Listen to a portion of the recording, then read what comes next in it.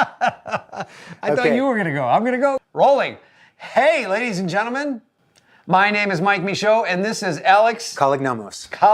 Thank you for letting me say my last name, Alex Kalognomos. I can't pronounce his last name if you put a blowtorch to my eyeball. Tonight we're going to talk about a classic film. That's right. You know, not all films are coming out today. We have great films that have come out in the past, and we're going to talk about them every once in a while. Right, Alex? This is one of those films that Mike and I can talk about endlessly. It has been so inspiring and inspirational in our lives. And sometimes we even agree on this film. And this is one of those films. And so, ladies and gentlemen, without further ado, The Exorcist.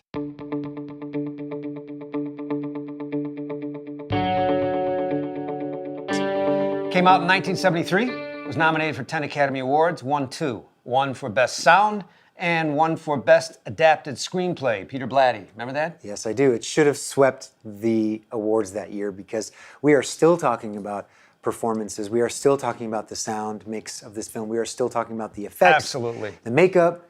You know, there was so much controversy around this film, even when it was being filmed. William Friedkin, there were many directors who wanted to direct this film. William Friedkin got the job, and you know what? I have to say, it is a William Friedkin production landmark film. If there was one film that represented one director, it would be this representing William Friedkin. Well, he just did such an incredible job of telling this story, which after decades of examining this film, because I first saw it when I was about 8 years old, against my parents' wishes, yes.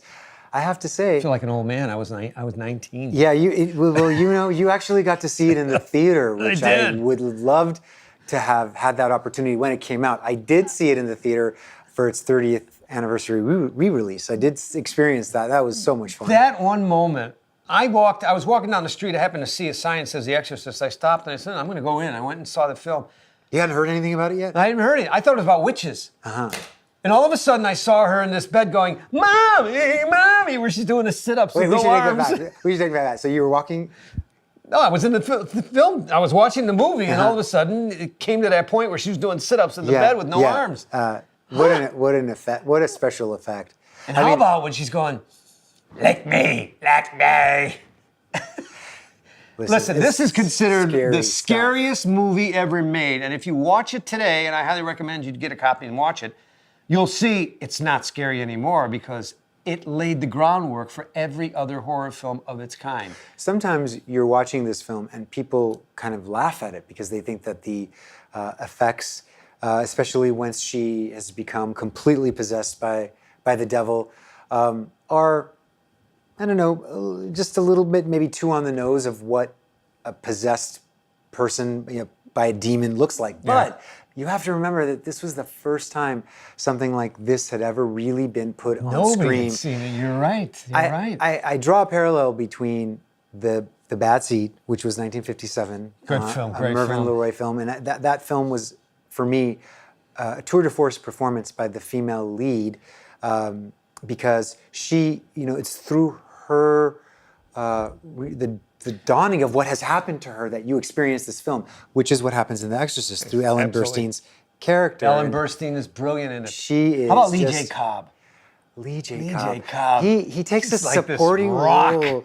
Right, total rock. So solid. Just like solid movies? performance. You want to go to the movies? My wife doesn't like it. It's a supporting role, but he just makes it so rich and so full. And Jason Miller. Yeah, Jason Miller. Jason Patrick's father. Jason Miller. I want to bet. I did not know that. Alex didn't know that and made a bet. He lost $5. Yeah, I had no idea. Jason Miller's brilliant. He wrote Championship Season, directed Championship. He's brilliant in this film. The performances come from, 1973, I just look back, I say, where did these performances come from? How they were directed to be each one of them so possessed with, their character, the inner life of their character. It is quite an extraordinary You're just film. drawn to each character and what they're going through. You're just taken somewhere. And what I like about, if I can intercede here, what I like about this film is it lays the groundwork for a true horror film, where it doesn't matter where you stand morally, it rips that from under you so that you have nobody to help you. Not being righteous, not being holy, not being unholy, not having this belief or that belief, not even having the police, not even having the doctors or the psychiatrists. Everything. You're helpless. Helpless. So what do you do in the face of this kind of helplessness where it's such an overpowering evil that you cannot control it and it's out of control? What do you do? And in the end, he does it, doesn't he? He does. I mean, He he tricks does. the thing into taking him, and then he kills. Well, I'm not going to tell you. Well, we should already say the did. movie. Yeah, we did. You already did. Yeah. But I also think of this as what a child is willing to do to get her parents' attention. Well, there's no father in the film. I mean, she's basically a very, very I don't know. troubled child, and then she becomes a sick child, and then she becomes, you watch her and you're like, But her relationship with her mother is so loving. It is. Yeah, it's a incredible. very. It looks like they're a completely fulfilled relationship. They're mother and daughter. They are so. And if you truly want to enjoy joyous. this film, and I think you'll agree with me, go read the book. And I mean, read the book. Don't get the book on tape. Read the book. It will terrify you. Have you read the book? I haven't read the book, and I don't know. It is 10 times as scary. I had to sleep with the lights on. The thing is that this film really traumatized me when I was a kid, and I saw it on television. So many scenes have been edited out, and it was with commercial breaks. But what do you do when you're 8 years old and your dad walks into your bedroom and says, "Son, don't watch this film"? First thing I did was turn on the TV and watch this film in secret and watch this film. And of course, for many years after that, it was one of those films that I raved about.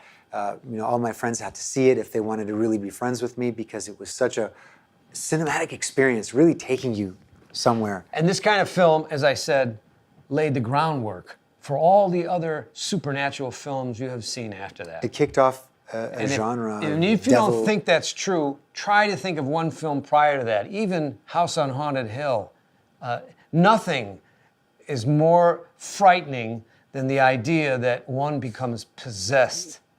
There's something about the possession thing. And it was done so differently. In this film, it starts off in Iraq, where there's a site that's being excavated, and through Max von Sydow. Through his character, Max von Sydow, who's there.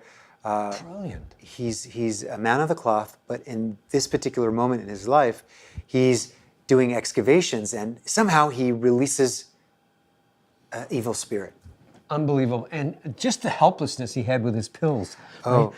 You could see he was just on the edge of dying. He was probably in his 40s when he played this role, but how he embodied a man at the end of his life, having to face, the devil and having to, fortify his strength so that he could take on this challenge was a tour de force performance. So it's a hell of a scary movie. We highly recommend you go get it. You can get it on Best Buy. You can buy it for $9. You can go rent it at. You can stream it. Just at cinema. Whatever you can do, see this film so you can be part of the dialogue, especially if you love horror films. Yeah. Remember to like, subscribe, and comment below. And oh wait, I want to say one more thing. Oh, okay. Don't sign out yet. You can rent this film at Cinephile, which is on the corner of Santa Monica and Sawtell. If you rent film still. Or you can stream it. But I highly recommend you get that film and get your girlfriend and scare the hell out of her. Anyway, we gotta go. If there's any movies that you would like us to watch and critique, let us know. Comment below, like below, subscribe below. Mike and Al, what the hell?